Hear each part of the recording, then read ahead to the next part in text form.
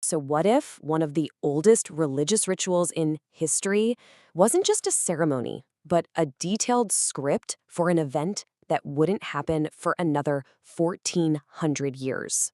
We're going to look at two huge moments, the very first Passover in Egypt and the crucifixion of Jesus Christ in Jerusalem. So, was the Passover just about remembering something that happened in the past? Or was it something way more profound? Like an incredibly detailed 1,400-year-long dress rehearsal for one single future event? We're about to dive into 6 specific requirements that connect that Passover lamb to the cross with frankly shocking precision. All right, let's start with the main event of the Passover, the sacrificial lamb itself. Now, the rules for picking this animal were incredibly strict, starting with its physical condition. The law from Exodus was absolutely crystal clear.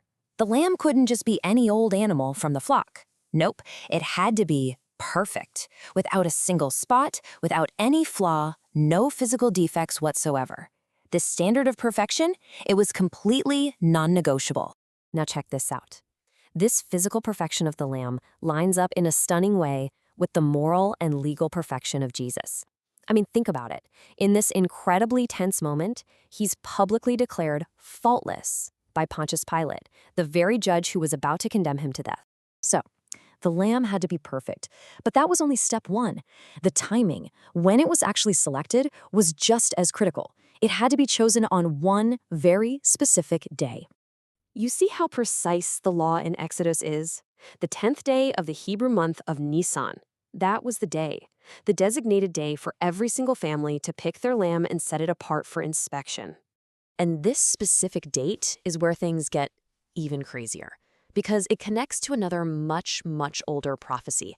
We're talking 5 centuries earlier, when the prophet Daniel laid out this incredibly complex timeline. People call it the 69 weeks prophecy, and it pointed to the exact day the Messiah would present himself to Israel. The math pointed right to this moment.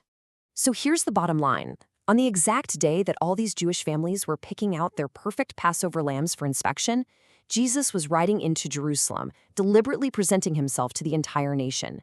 The timing isn't just a coincidence. It is a direct, to-the-day fulfillment. Okay, so the lamb is selected, but what happened next? Well, for 4 straight days, it was put under intense public scrutiny to make absolutely sure it was truly without blemish. And the parallel here is just wow. For 4 days, the lamb was watched for any tiny flaw. And for those exact same 4 days, from his triumphal entry until the night he was arrested, Jesus was relentlessly grilled and examined by the highest religious authorities in Jerusalem. They were desperately trying and failing to find any fault in him.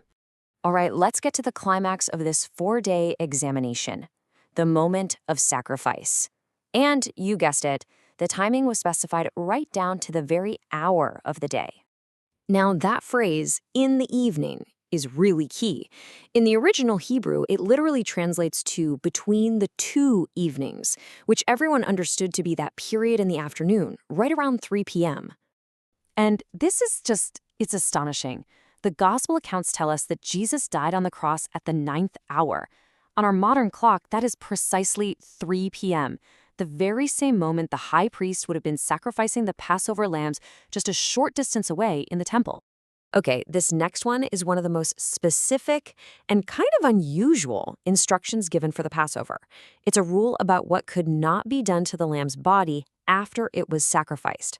The law was super clear, and it's repeated elsewhere in Scripture too. Not a single bone of the Passover lamb was supposed to be broken.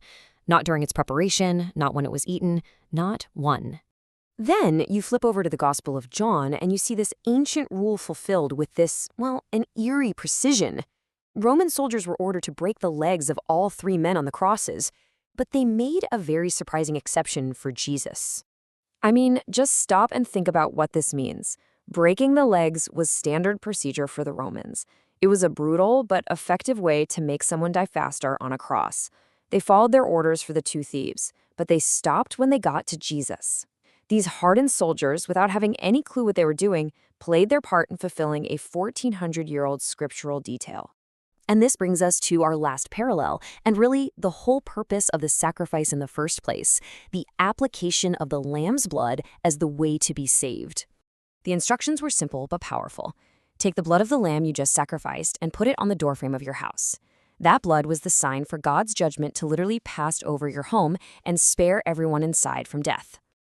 So here's the ultimate point. Just like the lamb's blood gave physical protection from death, the New Testament teaches that the blood of Christ gives spiritual protection from the final judgment of sin. In both scenarios, the only way to be safe was to be covered by the blood of the substitute. So, when you line all 6 of these up, the unblemished nature, the exact day of selection, that 4-day public inspection, the precise hour of death, the unbroken bones, and the redeeming blood, it's pretty much impossible to just brush it off as a coincidence. The pattern is just too specific, too perfect. And this is exactly why the Apostle Paul, who was a master scholar of Jewish law, could connect these dots so clearly. For him, this wasn't some nice metaphor, it was a fulfilled reality. He flat out declared that Christ is our Passover, the final, ultimate confirmation that this 1400-year ritual was always a rehearsal for his sacrifice. And that really leaves us with a final, pretty provocative question. If this ancient prophecy, one that was laid out 1400 years in advance, was fulfilled down to the day, the hour, and the tiniest detail, what does that incredible precision suggest about other biblical prophecies that are still waiting to be fulfilled?